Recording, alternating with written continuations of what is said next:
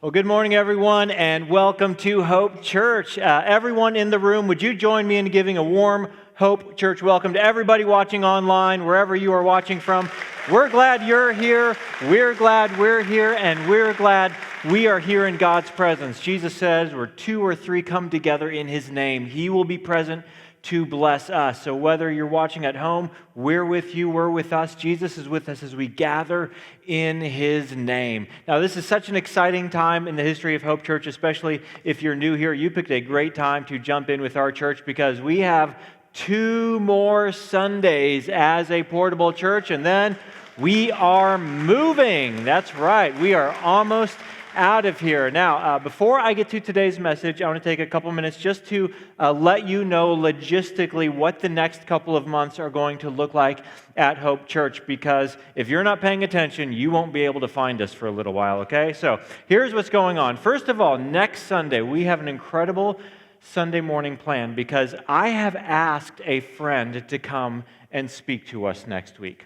Now, my friend, he's the pastor of one of the fastest and most innovative churches in Wisconsin. And normally, a guy who pastors a church like this does not come and speak to a church at our stage, okay? They're beyond us in that sense.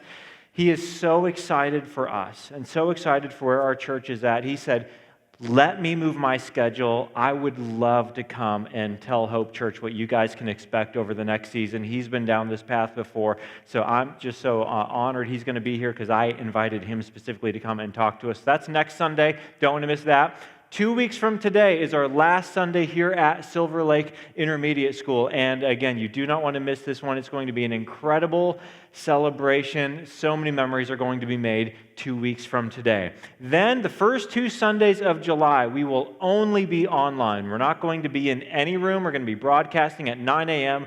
on our normal platforms, YouTube and Facebook pages. So that's where you'll find us for those 2 weeks because we're going to be moving into the new building. Then on Sunday, July 18th, we have a volunteer training morning. So many of you came to our hard hat events. You're joining a team. You're already on a volunteer team. You're going to be invited to this training event. If you have not signed up to join a volunteer team yet, stop by the hub on your way out. Let them know you're interested in learning more about volunteering. We would love to invite you to this event because we want everything to be ready for our guests. So that's what's going on Sunday, July 18th. And then our soft opening as a church is going to be the weekend of Sunday, July 25th. Now, as opposed to our grand opening. At our grand opening, we're rolling out the red carpet, we're banging all the drums, we're inviting the entire community. That's coming the Sunday after Labor Day. Our soft opening, we're open, we're public, it's on our website. Anyone can come, everyone's invited, everyone's welcome, but we also know that there's going to be some punch list things we're working through, some gremlins, some problems we're bumping into. I mean, just so you guys know, the audio system is going to have some bugs in it. For example, while we work through those, we're going to wait a few weeks to break the building in. So, soft opening is July 22nd and 25th. The reason why the 22nd is on there is because in the 7 weeks between our soft opening and our grand opening, this is going to be our weekend schedule. For a long time, we've wanted to play with non-Sunday morning gathering times because some people work on Sundays. Some people have kids' sports activities going on all weekend long.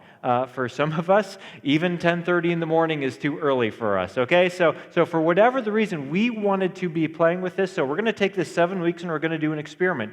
We're going to offer Thursday night services at 7 p.m. in the new building. There's going to be no kids ministry, just so you know, and we're not broadcasting that one either, but it's going to be in person, in the room, the full service, everything we do on Sunday morning, we're going to be doing in the room. And so we're going to experiment with that for 7 weeks to see what we learn. So if you're going up to the cabin on the weekend or whatever it is, you can come on Thursday night. If you volunteer and miss part of the service on Sunday morning, but you want to catch the whole service, you can come on Thursday night. If you just love my dad jokes that much, you can come both times. There's no restrictions. Anyone can come. And during the soft launch period, Sunday mornings at 9 a.m. We're going to have one Sunday service for that 7-week period. And then our grand opening is the Sunday after Labor Day.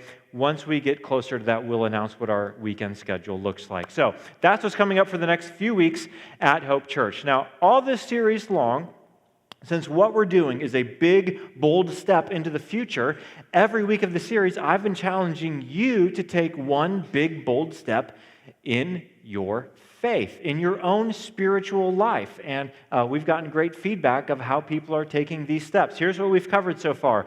I challenge you to invite 2 unchurched guests to our grand opening in September. 2 people you know. Could be family, friends, neighbors, coworkers, whoever. 2 people who don't go to church regularly. Invite them to check out our new church building because it's an easy invite. People are curious.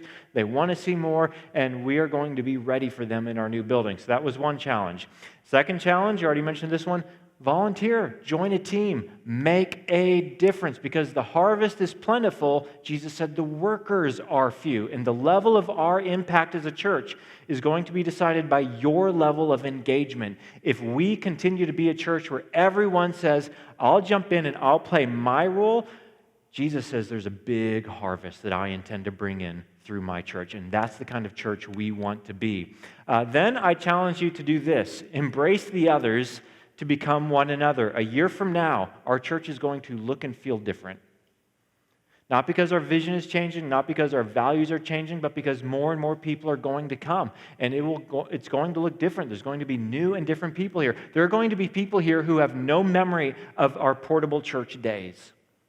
And that's okay. We're going to embrace people because they were made in the image of God, because we want them to become part of God's family. So we're going to embrace people who are other than me and become one another with them through the blood of Jesus. And finally, last week, I challenged you to evaluate and automate your generosity. And the reason why this is so important is because all of the biblical authors make a connection between generosity and flourishing.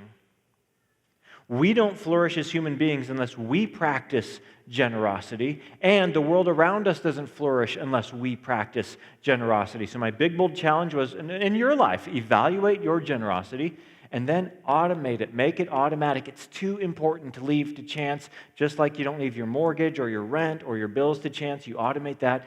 Automate your generosity as well so that you and the world around you can thrive. Now, today, we've got one more big, bold challenge that I want to give to you. But before I get to it, I'm going to tell you a story. In fact, we're not going to get to the challenge until the end of our time together today because it's a long story, and it's a story that happened in history almost 2,600 years ago in the life of a man named Daniel. Now, if you were a kid, if you ever went to Sunday school, or if you ever went to vacation Bible school, you probably heard something about the story of Daniel in the lion's den, kind of a famous Bible story, Daniel in the lion's den. What you might not know is that when that story took place, Daniel was well into his 70s, a very old man. Some of you are like, watch it. A very old man, when that, old it moves further out every year. That's all I know. I'm in my mid-40s. It's moving further away. I digress. So, today we're going to look at a story that happened early in the life of Daniel when he was still a very young man. And the reason why I want to tell you the story of Daniel is because Daniel lived through a cultural transition that has a number of parallels with the cultural transition we're living through in America today. Daniel grew up in a place where culturally, all of the institutions and structures were built on the foundation of the idea that there is a God who made the world and he made us, and we are to honor him, worship him, and follow him. He grew up in a culture where the judicial system was literally based on the Ten Commandments. He lived in a society where originally the arts and the education systems and everything had been set up around the idea that we are God's people and we are to serve him. Yet at a very young age, he had to undergo a cultural transition and learn how to thrive in a culture that wasn't built around the God of the Bible, that wasn't based around the Ten Commandments. A culture where you are free to worship and do whatever you wanted to do and worship and believe in your own home, but in the public square, this is what we expect of you. These are the values you need to adopt. And of course, the reason why that's important for us to know, and you've heard me talk about this before, but our culture is undergoing an incredibly rapid transition. When I started being a pastor in 2003 to, let's say 2013, my first 10 years being a pastor, The world I entered into ministry in was pretty much the same world 10 years later. In fact, just to give you a point of reference, in 2010, In 2010, voters in the state of California voted to ban same-sex marriages in the state of California. 2010. That was not that long ago. The last handful of years, however, has led to unprecedented cultural change, changing values, changing norms, changing expectations, and people who are Christian and specific have often felt more and more like they're the outsider, like they're the spiritual minority in a culture, where everything they assumed about how life and structure in society works has been turned upside down. And quite frankly, the church has struggled knowing how to respond, suddenly realizing it's in a position of being a spiritual minority within a culture that is spiritually pluralistic. In a culture where in the privacy of your home, you're free to believe whatever you want to believe and value whatever you want to value, but in the public square, here's things you have to accept now. How do we adapt to that? How do we thrive in that? And more importantly, how do we make an eternal difference in people's lives living in this reality? That's the lesson that Daniel teaches us. So we're going to look at Daniel chapter 1. The book of Daniel is basically his life story, his own memoirs, his autobiography. And this is how he begins the story of Daniel. He wrote, "In the 3rd year of the reign of Jehoiakim, king of Judah, Nebuchadnezzar, king of Babylon, came to Jerusalem and besieged it." Now, King Nebuchadnezzar was the most powerful man in the world. He was the first king to establish a genuine empire and superpower in world history.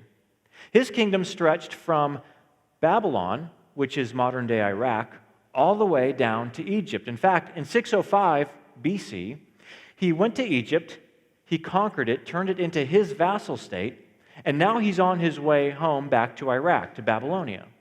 And on his way back, the guys have to use the bathroom, so they stop in Jerusalem. It was that kind of place compared to Egypt. And he says to himself, I've come a long way. I got the army here. Wasn't on my itinerary, but yeah, let's take Jerusalem too. It's small change compared to Egypt, but hey, why not? We're all here. So he besieged the city of Jerusalem. And the Lord delivered Jehoiakim, king of Judah, into his hand. Let me read that again. And the Lord delivered Jehoiakim, king of Judah, into his hand. Who delivered the city of Jerusalem into King Nebuchadnezzar's hand? I put it in yellow in case you missed.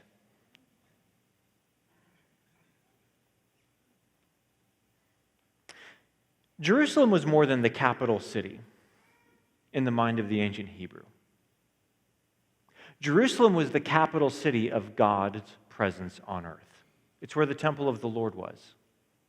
It was the place where God was worshipped. It was the place where sacrifices were made. It was the place where priests would intercede between a sinful people and a holy God. It was the place where the ark had once been kept in the Holy of Holies, the place where God's presence was said to dwell. To lose the city of Jerusalem and to lose the temple of the Lord in the mind of the ancient Hebrew means we've lost God, or God lost us, or God is dead. And in a result of this war, hundreds and thousands and tens of thousands of people are going to suffer and die. And as Daniel sits down and he begins his life story, he says, there is one world-changing event that this one event dictated the entire course of my life thereafter. And what I want you to know about this world-changing event that changed the course of my life foreafter is that the Lord delivered Jehoiakim, king of Judah, into the hands of Nebuchadnezzar. I'm pausing here because recently, so many people have been so charged up and animated about so many things. Whether it's politics, Or COVID? Or the economy, and are we going to overheat and inflation's going to spiral out of control? And we worry and we fret and we complain and we grumble. Here's my question. Is the Lord in control? With whatever's happening in Washington, whatever's going on in Madison, is the Lord in control? With whatever's going on with the CDC or other things, hey, is the Lord in control? Whatever's going to happen with the economy next, here's my question. Do you believe the Lord is in control? Daniel has this remarkable confidence and faith. The worst thing that could possibly happen in his generation has happened, and as he writes about it, he says, yeah, the Lord did it. That was the Lord's will. Do you believe that whatever's going on in your life, the Lord still has a plan and purpose, and that He is still in control? Your answer to that question is going to completely dictate whether or not you are able to thrive in your inner life. Because if any part of you says, I think God lost control, the only thing that can spring up is worry and fear because you're not in control. I'm not in control. The Lord is in control. Even in the things we don't understand, even in the things we can't see as being good, even in the things we look at and say, but that's evil. God's like, I got a plan. Daniel is positioned to make a difference. Daniel is positioned to become literally the most influential person in his generation, we see by the end of his life story, because he starts out with this place of calm. This is the hand the Lord has dealt me. All right, He's good. I trust Him. He's got a plan. My responsibility is to play the hand God has dealt to me. So that's what he does. And the Lord delivered Jehoiakim, king of Judah, into his hand, along with some of the articles from the temple of God.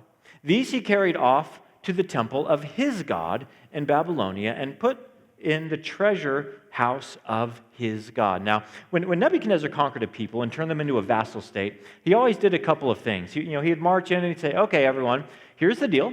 I own you now. As long as you pay your taxes and don't do anything stupid, you'll be just fine. And then he did two things to let everyone know without a doubt, don't cross Nebuchadnezzar, he's in charge. The first thing he would do is he would march into the temple of whatever people he just conquered, and he would carry out their idols or gods or sacred things, and he would take them back to Babylonia. It was just his very Babylonian way of saying, our gods have defeated your girly gods. Okay, that's all that was. It was an intimidation thing. Your gods are dirt. Ours are awesome. Don't mess with us and our gods. And so he got to the temple of the Lord, and there were no idols there, because it was against the Ten Commandments to make a graven image to the Lord. So there were some articles, some gold. So okay, just take whatever's not bolted down. They take that from the temple of the Lord. They take that off to Babylonia. The second thing they would do is they would round up the best and the brightest and the most intelligent and the people with the most potential,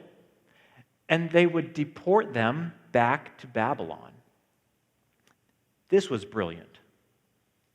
He knew that if he took the best and the brightest and most promising and most skilled out of the nation he just conquered, their odds of being capable of mounting an insurrection are greatly diminished. But the other thing that's diminished is their motivation. He's got hostages now. And if you get out of line back here, we've got them over here. The third thing it did is it took the best and the brightest from any conquered people group and it began to assimilate them into Babylonian culture and into Babylonian values and into Babylonian spirituality and paganism. So it diluted the culture that was conquered and assimilated it into Babylonian culture. So you don't conquer the world and establish the first empire with bad ideas. This was his standard practice, and that's what he does here.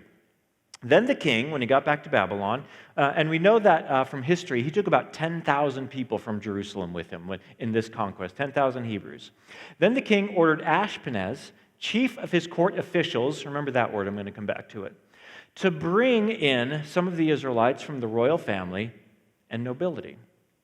Young men without any physical defect, handsome, showing aptitude for every kind of learning, well-informed, quick to understand, and qualified to serve in the king's palace. I just love this part. This isn't helpful. I just love this part. Who's writing this?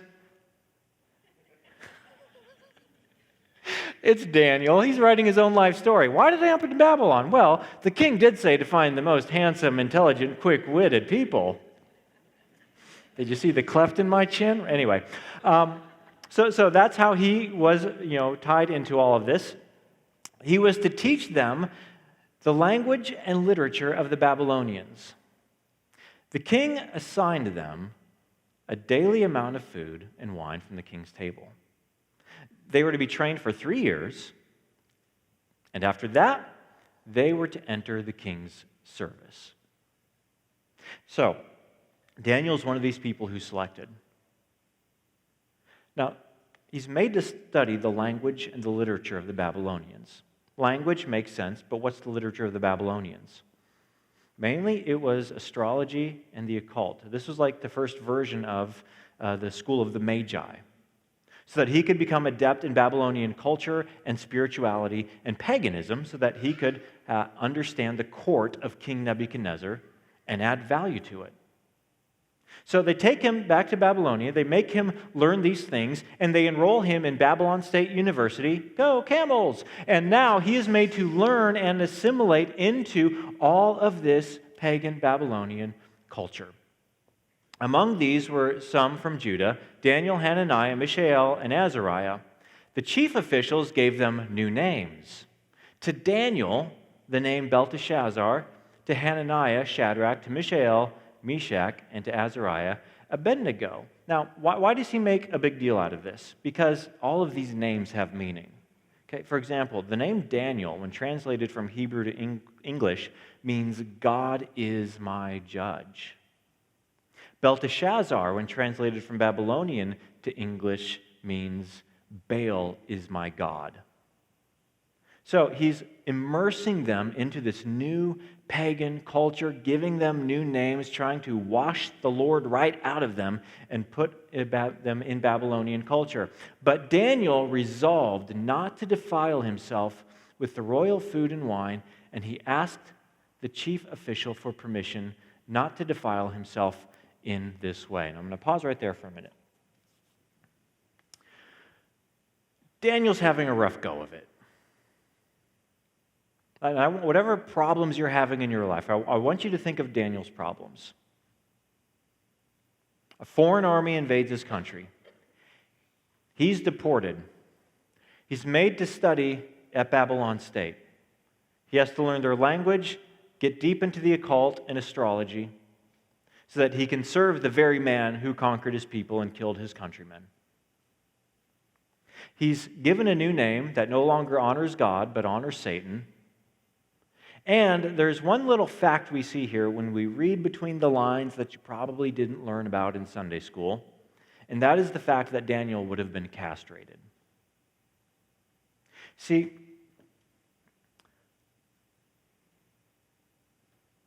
that word official that Ashpenaz had, the chief of the officials, is a word that is more commonly translated as eunuch. Because today, when a man has an unhealthy inner life and a midlife crisis, he might go and look for a trophy wife. But if you're a king in an ancient world, you had trophy wives, and they became your harem. Now you've got all these young men who are talented, quick-witted, handsome, and charming around the harem of the king. The king is not about to risk a son being born to the king that is not actually the son of the king. This was their way in the ancient world of keeping everyone in line. Now, whatever challenges you're facing in life, I'm guessing for most of us, they fall somewhere inside those boundaries. Probably not outside the boundaries of what Daniel had to go through. And he has this remarkable attitude where he says, okay, listen, you want to deport me, I can't do anything about that.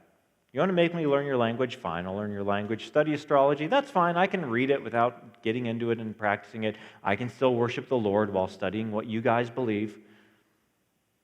You want to change my name to a name that honors Satan? Hey, I've been called worse. I can't stop you there. I can't do anything about this, but suddenly there's one thing Daniel can control and at least have influence over. What's the one thing he can influence?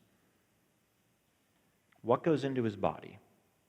And the reason why this is a big deal is because, number one, he had Jewish dietary laws that were written in the Old Testament, kosher laws. There were things that were unclean that would make him unclean. And he does not want to eat something that defiles himself. And number two, they were eating food that had been blessed in the name of Nebuchadnezzar's pagan gods. And when it comes to that, he says, okay, that stuff, fine. I'll go along with all of that, but here's a line, and you're crossing my value as a worshiper of the Lord. So he asks for permission to not eat this diet. Now, God had caused the official to show favor and sympathy to Daniel, but the official told Daniel, I'm afraid of my lord the king, who has assigned me your food and drink.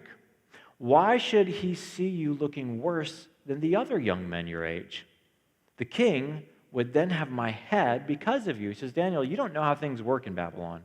There is a low value for human life. And if I don't do my job right, I could be executed. So I like you. I like my head more. No, you're just going to follow the plan. We have a system. Just follow our plan, Daniel. Daniel hears the no, so he comes up with a new plan. Daniel then said to the guard, whom the chief official had appointed over Daniel, Hananiah, Mishael, and Azariah, please test your servants for 10 days. Give us nothing but vegetables to eat and water to drink. So the big boss says no. I'll go to the guy who actually gives me my food. Maybe I can make a deal with him. Then compare our appearance with that of the young men who eat the royal food and treat your servants in accordance with what you see. Brilliant. Doesn't come in, doesn't make demands, doesn't say anything about his rights. Just says, hey, what do you think of this? Because you're in charge. I'm not in charge. What would you think of doing an experiment? And you're the judge. You decide the outcomes. Let's just try this for 10 days and see what happens. Can you agree to that? So he agreed to this and tested them for 10 days. At the end of the 10 days, they looked healthier and better nourished than any of the young men who ate the royal food. So the guard took away their choice food and the wine they were to drink and gave them vegetables instead. So he wasn't going to win most popular in his class at Babylon State that year, but by choosing to honor God, God chooses to honor Daniel. To these 4 young men, God gave. See, Daniel's not actually arrogant at all. He says God gave knowledge and understanding of all kinds of literature and learning. What kind of literature and learning? Of Babylonian language, paganism, and culture. And Daniel could understand visions and dreams of all kinds. At the end of the time set by the king to bring them in, the chief official presented them to Nebuchadnezzar. The king talked with them, and he found none equal to Daniel, Hananiah, Mishael, and Azariah, so they entered the king's service. In every matter of wisdom and understanding about which the king questioned them, he found them 10 times better than all the magicians and enchanters in his whole kingdom. And Daniel remained there until the first year of King Cyrus, which means nothing to us. That's 43 years later. The Lord delivered Jehoiakim into the hands of King Nebuchadnezzar.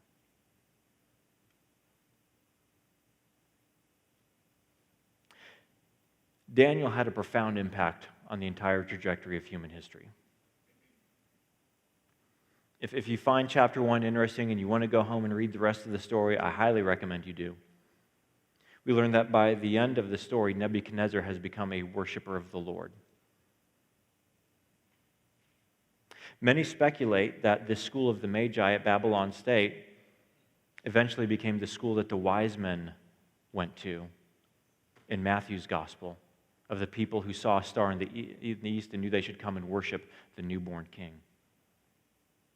He had a profound influence as a spiritual minority, as the outsider in his culture, as the one who brought nothing to the table, had no power, had no leverage, had no authority, became incredibly influential. And as we look at his story, we can learn something about how to do that today. Now, if you're not a Christian, what's amazing about Daniel is what we learn from him, it'll just make you a more influential person.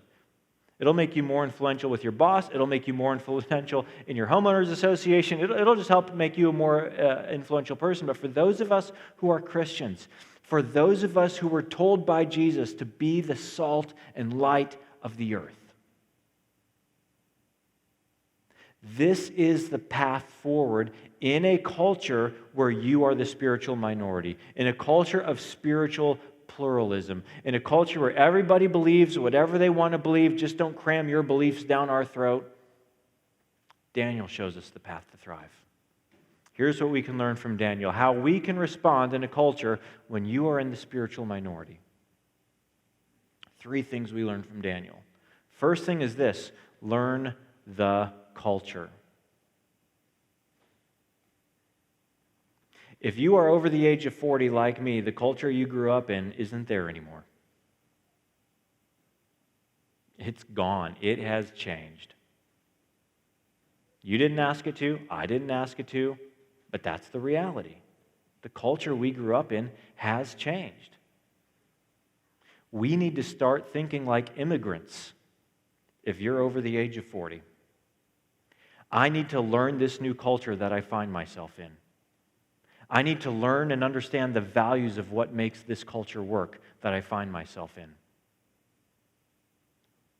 Why do people behave the way they behave? Why do they value the things that they value? I mean, if in my mind this seems like a terrible idea, but I see thousands and millions of people embracing it, what am I missing? If the Church of Jesus is going to be effective in the future, it's not going to happen by being curmudgeon-y and crossing our arms and say, "What's wrong with these kids today?" It's not going to do anything. We have to be spiritually bicultural and understand the values of this new world we find ourselves in. And just in case you're wondering, this is going to accelerate. This is going to go faster and faster. And the day you stop learning and learning and learning about the culture we live in and where we're heading, you'll find yourself not understanding the world around you and how it works. I won't go into it today, but in broad strokes, the reason why is because all of Western civilization has decided that we're going to value, more than anything, the freedom of the individual. And when you build that as your greatest value, what you have are 7.5 billion different value systems on the planet. It fractures and fractures and fractures, and we can't impose our values on someone else unless it's upholding that greatest value, the right of the freedom of the individual. I've seen this in atheism, I've seen this in spirituality, I've seen this in the Church of Jesus, where our greatest value is supposed to be love God and love your neighbor as yourself. But since that culturally is our greatest value, this is going to continue to evolve and change. Just so you know, that's the world we live in. That's our Babylon. Second thing Daniel does after learning the culture is he rejects 2 things. He rejects cultural assimilation, and he rejects cultural condemnation.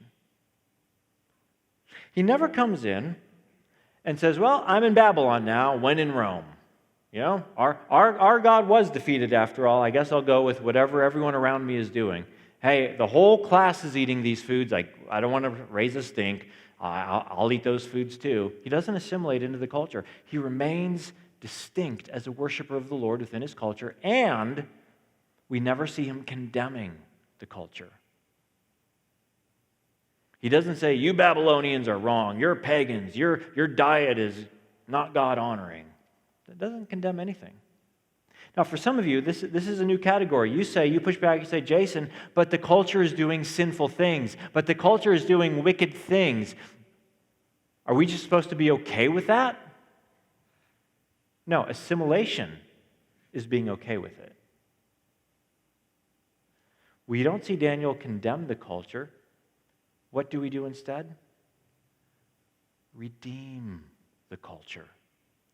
We follow a God who is a redeemer. Our life stories are stories of redemption.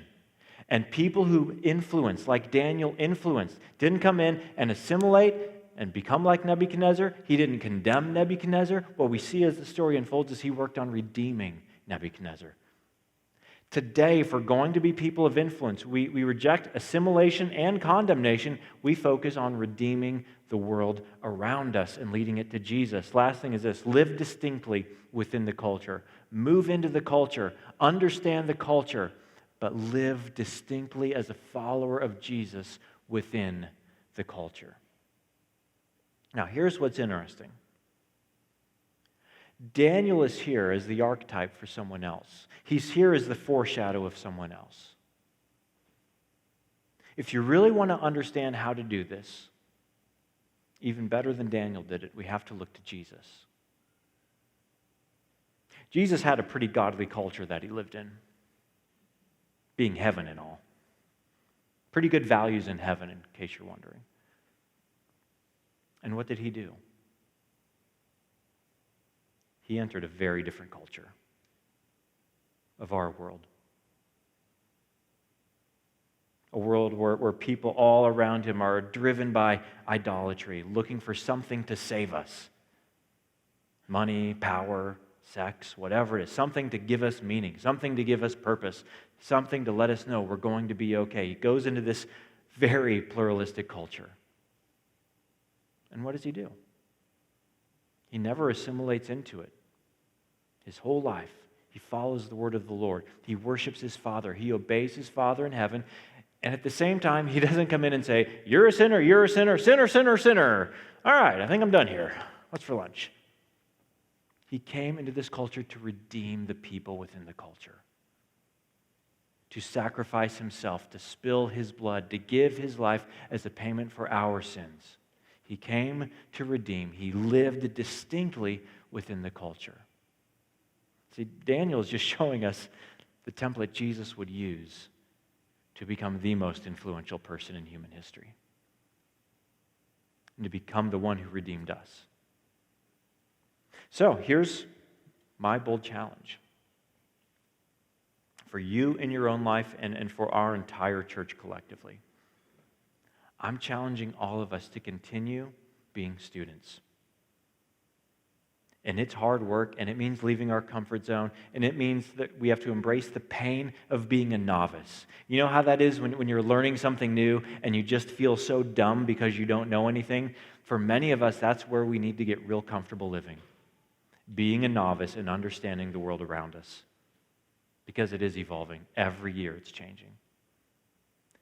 And refusing to assimilate into it, but being guided by the word of the Lord and his truth. And refusing to condemn everyone around us for being idiots or being pagans or whatever it is. But working on redeeming people within our culture while living distinctly within it. If we can follow that path,